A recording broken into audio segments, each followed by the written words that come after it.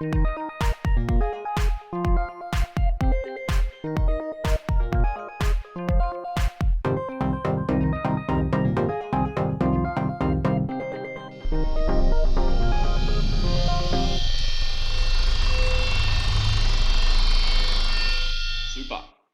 Okay. Sorry, everyone. A few technical problems. What do you expect with whatever's going on in the world, crazy world at the moment? Today's topic is Mars in retrograde, and is it a big EMF problem for the planet? Mars went retrograde on the 6th of this month.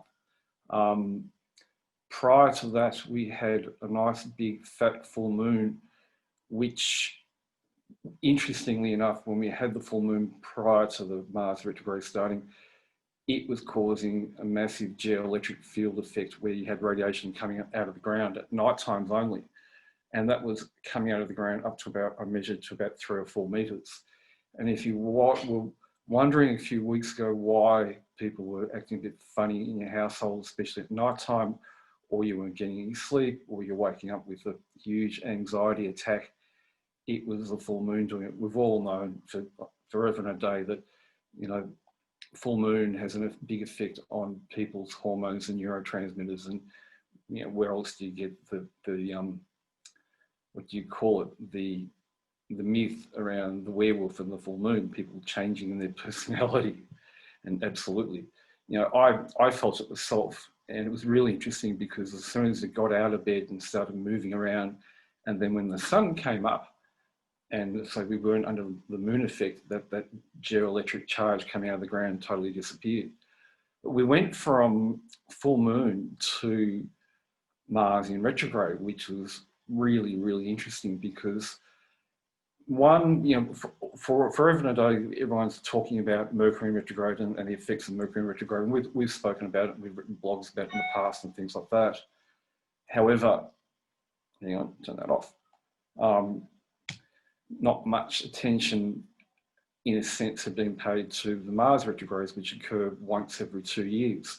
And so while we're in the mode of observing energies with what's going on astrologically and everything else, and as far as astrology-wise too, this is a great opportunity to actually,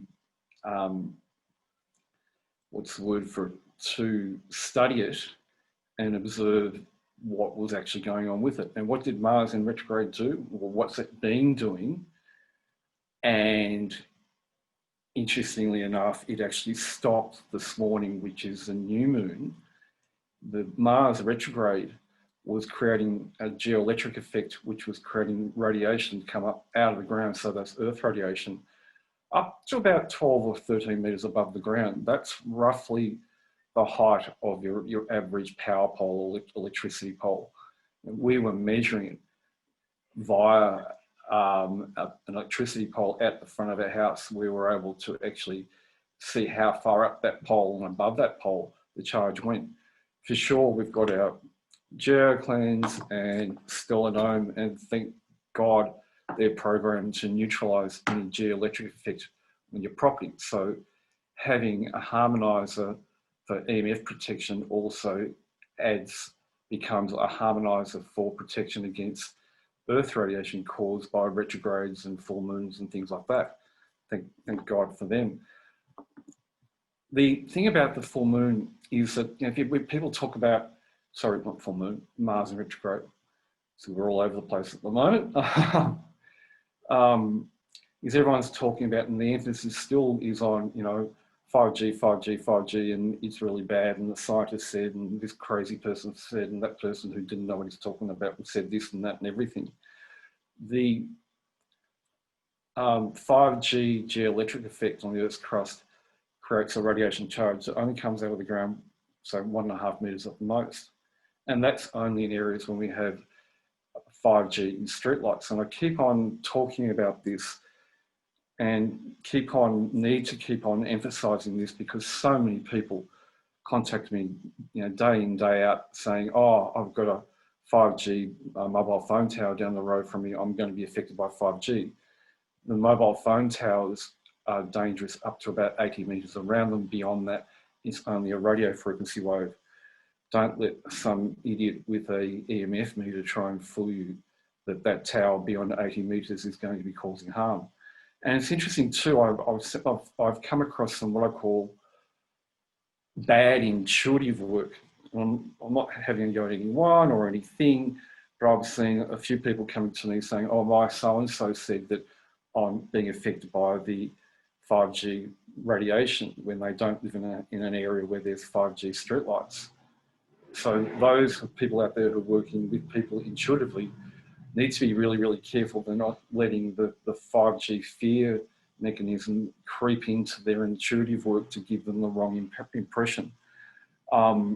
Something I will be doing later on this year or hopefully early next year is running again my intuitive introduction to intuitive building biology courses. I'm going to start, basically I'm announcing it now, I'm going to start with training a group of intuitive health workers, let's call them kinesiologists, bioresonance practitioners, because they're the ones who are trying to get the information on what radiation fields are affecting their clients, and they need to be brought up to speed with the correct terminology and the correct methods of determining what's what.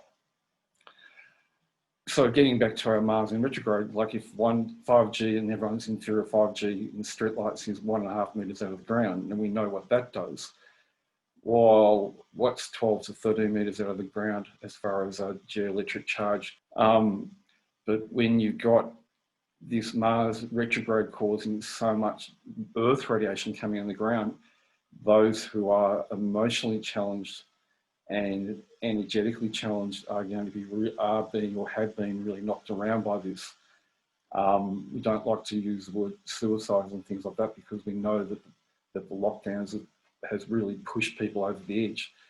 Having this Mars retrograde going on is really, really pushing people's boundaries. So really, in a sense, what we have to do is understand where this energy is coming from and realise that it doesn't belong to me, it doesn't belong to you, it's something that's going on, so be aware of it. But as I said this morning, it was about 9 o'clock this morning, everything changed, everything went from like that, the world is going to end, we're never going to get out of lockdown, to the sun came out and the different phase of the moon has been able to balance what's going on with the Mars retrograde. How long that balancing effect is going to go on for, we just don't know. And how long is a piece of string? All I'm going to do is just monitor it day by hour, hour by hour, because I do check it God knows how many times a day to see where it's at as far as coming out of the ground. Hopefully it'll stay stable like this because we really need that considering what's going on. Okay, we did mention that we're going to talk about some other topics in this webinar. I don't like to go on and on like a broken record about the same thing over and over again. There's only so much you can say. I get a lot of people, have had a lot of people over, probably the last 20 years, asking what's the difference between orgonite and orgonium. And to explain to people who don't know, orgonite is a supposed energy balancer that's made of resin crystals, coils, and metal shavings.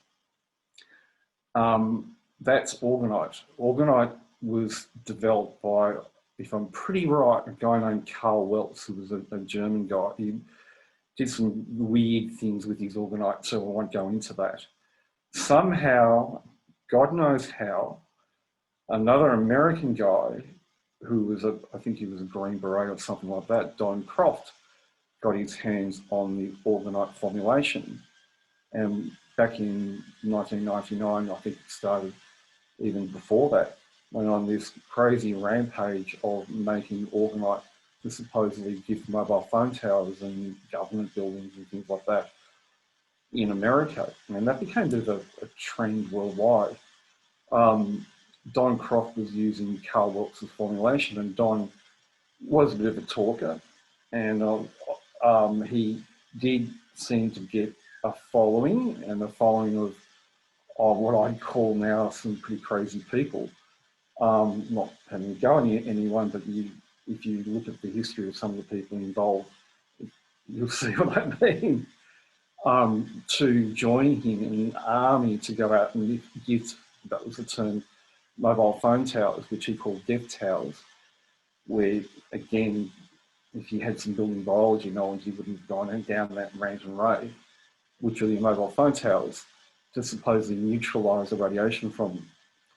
The problem there is that the orgonite never worked from the beginning. I made orgonite in the very, very beginning, and while I was making it, it made me sick, and thank goodness way back then I had some basic kinesiology training, but I also had quite a lot of dowsing experience too, and I worked out damn fast that the orgonite had hairs all over it. I even at one stage took different manufacturers of orgonite, which I scrambled together from around the world, to some qualified kinesiologists who knew what they were talking about to test it, and virtually all of them said, get that stuff out of them and actually get it out of the building, don't go anywhere near it. Because the orgonite, what it was doing was it was producing a bipolar effect, and you had to be tuned into energy, and you had to know your intuitive skills really well to pick this up, because the bipolar effect was that one, it gave off a negative charge, which was healthy, and people go, oh, this feels really good. Mind you, they weren't really qualified to give an opinion, but generally it was giving off a positive charge, so it was a little bit like a piece of dog poo. I, way back then, as I said, worked out that there was something wrong with it. So I reformulated, and I don't have a chemical engineering background or anything like that. However, I had worked previously, way back then, well before then, for manufacturers of different types of resins and glues and adhesives and things like that. So I sort of knew my way around adhesives and resins. So way back then, I decided that I would try and improve the orgonite, because I was using my own orgonite for my building biology consultancy work, and I was getting some effects, and mine was actually a little bit different to everyone else's because I was doing things differently myself. So I changed away to what we call Orgonium, and Orgonium is a matrix which is resin only. We had used some colour, because colour always helps. And I developed an infusion process, so it's not so much what was in it. There was nothing in it. It was a process, which was a frequency infusion process, which is my intellectual property, and we have a patent pending on it, which needs updating or whatever anyway. And when I took the early Orgonium to the intuitive health practitioners, like the kinesiologists and the other dowsers and people like that, what they found was that the Orgonium I was producing was actually having the desired effect. It was actually producing a proper negative charge. It wasn't bipolar, and was actually having a balancing effect against EMF. And that was extensively tested by a group of kinesiologists. This was in Melbourne, back in 1999, 2000, where they tested it on a person in a radiation field. It's interesting too, because back in the orgonite days, and I was a part of a couple of different orgonite forums, it was really quite weird when certain people decided to question testing around it, that other certain manipulative people would jump in and say, no, you can't do that, you can't do that. It was like a control thing, like they were trying to cover things up, they were trying to hide things. So, the state of the art, I call state of the art now in Orgonium, of our products, is our Stelladone, is our gold version. I'll take it off now, and I've also got a Stellar Pendant, which we released a couple of weeks ago, which I'm really excited about. That's opened some doors to some new improved technology, which you're going to see coming from us over the next 3 or 4 months. One of the beauties of we've had more time to do research because we've been housebound. Normally by this time of the year we would have done 3 expos, and those expos around Australia, we absolutely love doing them, and we just can't wait to get back to doing them. However, we can't go anywhere, and there's none being run in Victoria. But we did realise in the end that every time we did an expo, we were sick with coronavirus for 2 weeks after, knowing that coronavirus is just a common cold. You're so close to people for 3-4 days at a time that everyone's spitting over each other. It wasn't a great situation, although we loved doing the expos. But as I said, 2 weeks after every expo, we just totally wiped out. It takes a couple of weeks to recover. Like, I'm not a spring chicken, I'm 56. If I was in my 20s, you'd probably fare a lot better. So we've had six weeks of our life given back to us through what's going on at the moment, where we've been able to go, well, what are we going to do? Let's test this theory, let's test that theory. And so hence these developments are coming along. Okay, the other thing we're going to talk about is the difference between shielding and harmonising. This is really important. It needs to be clarified because there are so many people who've been confused that you don't know what's going on.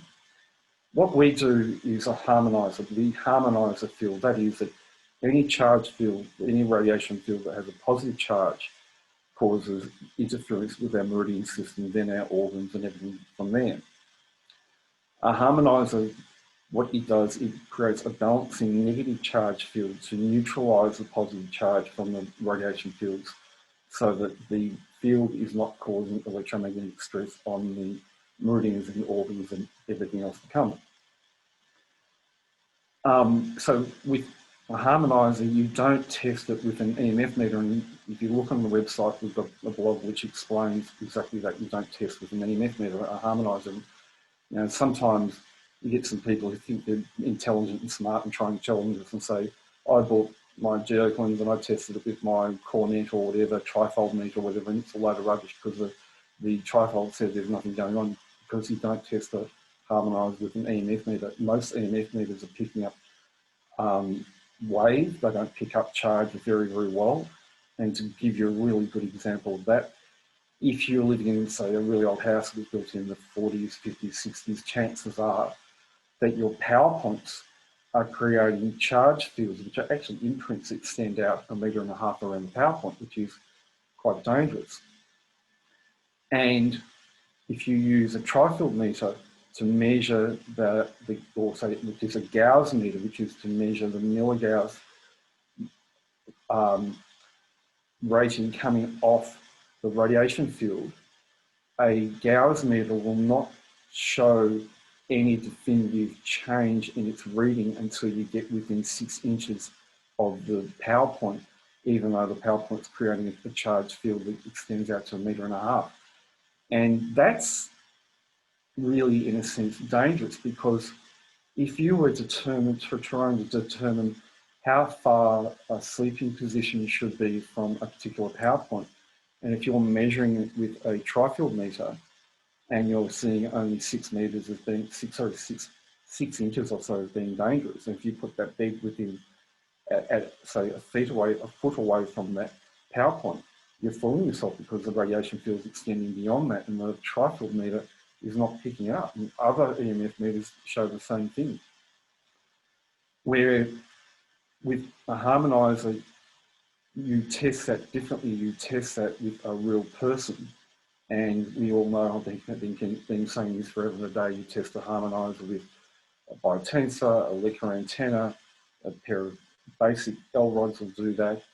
Then you've got kinesiology, then you've got bioresonance equipment, and there's other modalities out there too, which show you how well a harmoniser is working by the fact that it's preventing electromagnetic stress on the meridian system. So shielding is where you use a material to block or reduce the wave going through the air, whether it be from electrical radiation, earth radiation, Wi-Fi, digital TV, whatever. Shielding material reduces EMF meter readings, and there are Australian standards for that. But you know, if you are smart and research that, you'll realise that the government body behind that has a bit of a bias, and maybe even there to protect some of the telcos and some of the other producers of big radiation fields. And we've known that for a long time. And There's a woman in Sydney who's self-shielding, who's I've known for a long, long time, who's always been scolding that body, saying, hang on, there's people sitting on that body who are representing the telcos, and it's not really fair. So shielding reduces the wave reading on an EMF meter, but what people don't know is that shielding doesn't actually block or reduce the size of a charge field. The charge goes straight through the shielding. And you can pay a lot of money for shielding products, like you can pay a lot of money for harmonizers and scalar products too if you're into being price gouged. You can pay up to, I've seen $2,000 for a mosquito net type of arrangement over your bed to protect you from the microwave from the mobile phone tower 2 kilometres away that's having no effect on you whatsoever. You're paying $2 grand for that. That's quite interesting. And they can justify that because they say, well, our science is what the EMF meter. So if they say X, then it's X. If it's Y, it's Y. Then it comes to things like mobile phones. So you can buy shielding pouches for mobile phones, which open up. As soon as you open them up and you make a call, you're subjected to the radiation field or the charge field from the mobile phone. The pouches you can pay a lot of money for too. The harmonizer you pay under $35. The harmonizer neutralizes the charge field where the pouch reduces the radio frequency wave, but if the charge field is still there.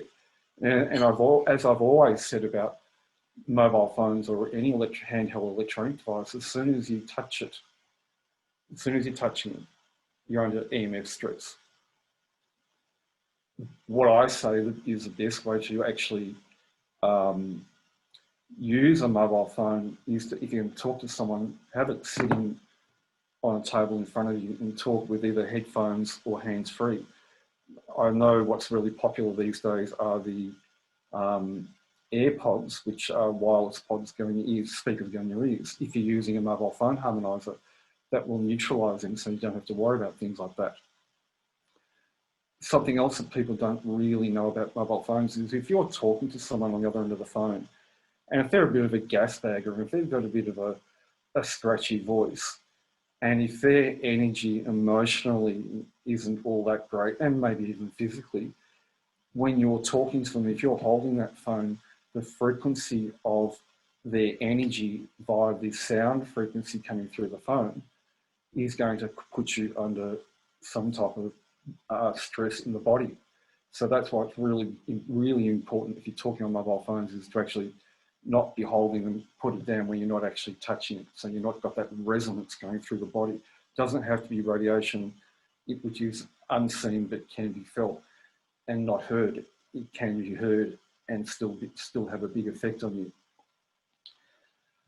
Okay, the last thing about shielding, and needs to be also brought up, is when smart meters came out, the bad vibe and bad press that the smart meters got wasn't caused by any scientists. It was actually caused by people selling shielding products. And I could actually name a few, and there'd be naming and shaming, but I don't do things like that. And they created the fear around the smart meters. And I've been saying this for a long time. A smart meter is no dangerous without, a meter box, sorry, is no more dangerous with the smart meter component than what it was without the smart meter component, because that radiation field or that charge field around your meter box, switchboard, whatever you want to call it, extends out 1.5 to 2 meters around it.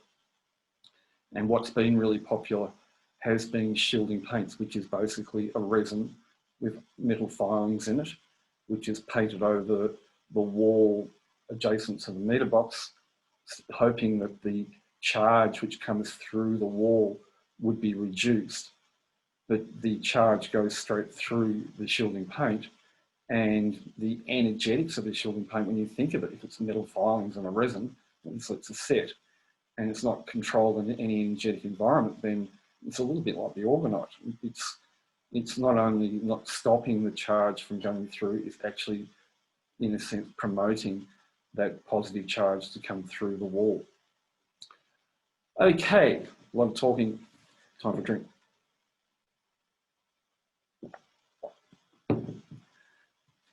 So, as I said, it's, you know, Poets Day. I always say it's Poets Day, it's Friday. I don't like to keep people too late forever.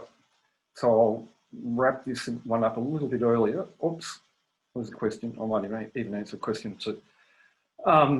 There's a new product this week. It's called, oops, if you can't see, I'll bend it so you can. Just shocking right here. It's not working. Hang on. And a yoga mat patch. Sorry if it's not that great. The light's a little bit weird here. Well, there's the packaging anyway. We released this yesterday. This is another product of being locked up in jail at home. It's been a product which I've been thinking of for quite a long time. About a year ago, up until about a year ago, we did energized yoga mats, and they were popular, but it was just a logistical nightmare because, you know, even though we offered colours and different thicknesses, someone didn't like the colour and someone didn't like thickness and didn't like the smell from that one, and people had all their own personal preferences. So in the end, we just decided it was just too hard and to go in a different direction. And I'd seen at expos yoga mats which had flower of life motifs on them to sort of insinuate that they were energizing the yoga mat. And even though I had the idea beforehand, that was a really interesting thing to see. And about the flower of life, if you know me, you'll know damn well that my opinion on the flower of life, and that is it is damn well toxic. Someone's done something, I think, radionically or whatever, to take what could potentially have been a very, very nice energetic design and turn it into something actually quite nasty and with quite a toxic positive charge. And I'm going to be really stick my neck out here and say, if you ever see an EMF product that's got a flower of life on it, you know damn well that the manufacturer's got absolutely no idea what they're absolutely doing. I quietly laughed my head off at a few things I've seen out there. Anyway, back to our yoga mat patch. It's a flow on from, you know, trying the yoga mats energized, which really didn't work out. Just something simple. It's energized. I love my new yellow. We're just going yellow crazy here at the moment, although we don't have to be. The whole idea of this is that you stick it on your yoga mat and it'll energize the yoga mat. It will have an energy balancing effect to the size of a small yoga studio. We're not making, you know, promises with this type of thing. It's mainly to energize the yoga mat. And why would you want to do that? Well, what are you doing in a yoga mat? You're touching and you're on it all the time. You're practicing your different asanas or poses or whatever. And while you're touching that, if the mat has a positive charge, and a lot of those rubbers do, it's actually interfering with your nerve endings, nervous system, and your meridians. It's detracting away from the energetics of what you're trying to achieve with your yoga. If the mat has a negative charge, it's supporting the nervous system, supporting your meridian energy. It will have a balancing effect around the yoga mat, so there's no other earth radiation, bioplasmic radiation, whatever radiation having a detrimental effect on your meridian system and then organs. The mat, the patch is quite durable. It's made out of a special type of material. It's a vinyl with a coating over the top, and so it's quite durable. The whole idea of the mat is this: when you roll the patch is when you roll the mat up, it's on the outside. You don't roll it so it's like that. You roll it so it's like that, and that'll last you. It should last you quite a long time. And we're quite excited about that. We only released them yesterday with the blog, if anyone saw it, and we sold quite a lot overnight. So I'm quite pleased about that. They're the things you do when you've got nothing else to do. Okay. I've got some questions coming in, and even though I don't want to hold people up, I'll answer these questions because they're always there's always some really good questions, and I love questions. This is a question regarding the Stelladone Gold, and we were lucky enough to get some yellow pouches to put the Stelladone Gold and some green ones for the green Stelladone, just to give them a little bit of protection so they don't get scratched and things like that, especially for those people who like to put them in their school bags or work bags or handbags, and they might get knocked around a bit. The Stelladone will still work fine, 100% even if it's in its little pouch, so nothing to worry about that. Another question, someone wanting to know if they use a yoga mat harmonizer and they do yoga class, do they need to wear the pendants?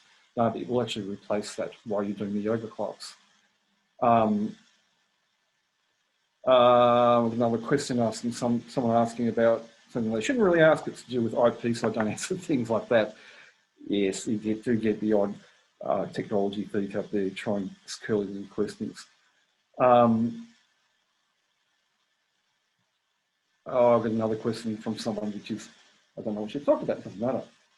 Okay, I'll finish it up now. We're a little bit shorter on time than we normally do, but I don't want to hold everyone up. Thanks for coming. We had a really good attendance this afternoon. This will go up on the website. It'll get edited.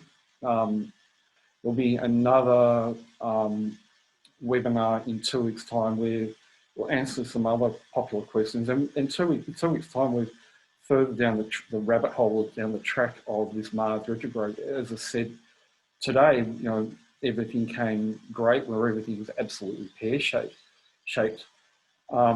It may change, and we'll just monitor it as we go. And if there's some big changes in the energetics of the planet over the next 2 weeks, we'll discuss it. And hopefully people have got any questions or some experiences of events they went through while we've got this Mars retrograde. Would be really, really, really interesting to hear. So thanks for attending. We'll see you in a couple of weeks' time.